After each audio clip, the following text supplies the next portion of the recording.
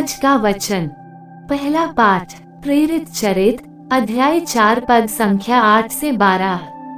पेत्रुस ने पवित्र आत्मा से परिपूर्ण होकर उनसे कहा, जनता के शासकों और नेताओं, हमने एक लंगड़े मनुष्य का उपकार किया है और आज हमसे पूछताछ की जा रही है कि ये किस तरह भला चंगा हो गया है।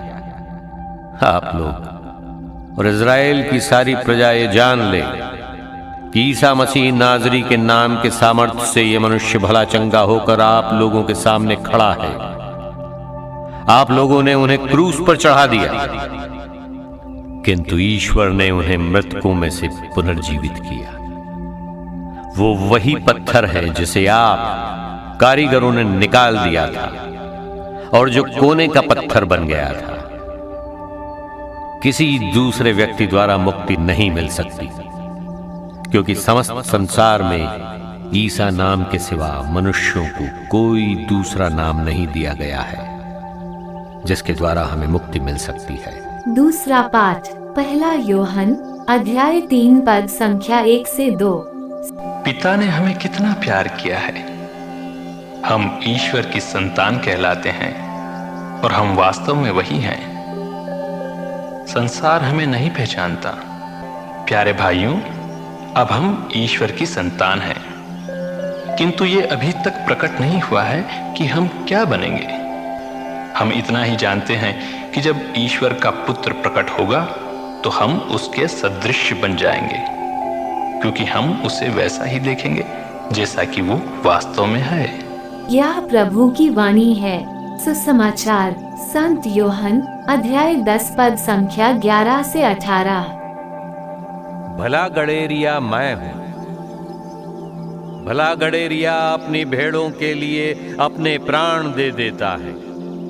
मजदूर जो न गड़ेरिया है और न भेड़ों का मालिक, भेड़िए को आते देख भेड़ों को छोड़कर भाग जाता है और भेड़िया उन्हें लूट ले जाता और तितर बितर कर देता है।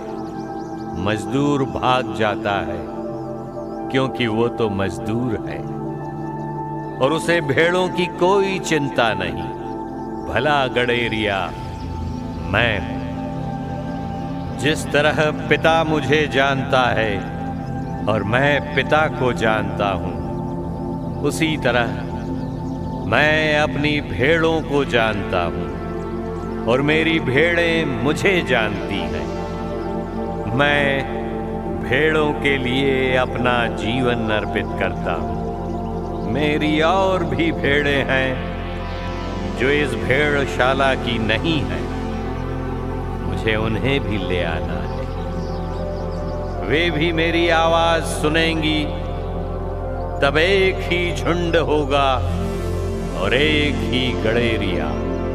पिता मुझे इसलिए प्यार करता है कि मैं अपना जीवन अर्पित करता हूं। बाद में मैं उसे फिर ग्रहण करूंगा। कोई मुझसे मेरा जीवन नहीं हर सकता, मैं स्वयं उसे अर्पित करता हूं।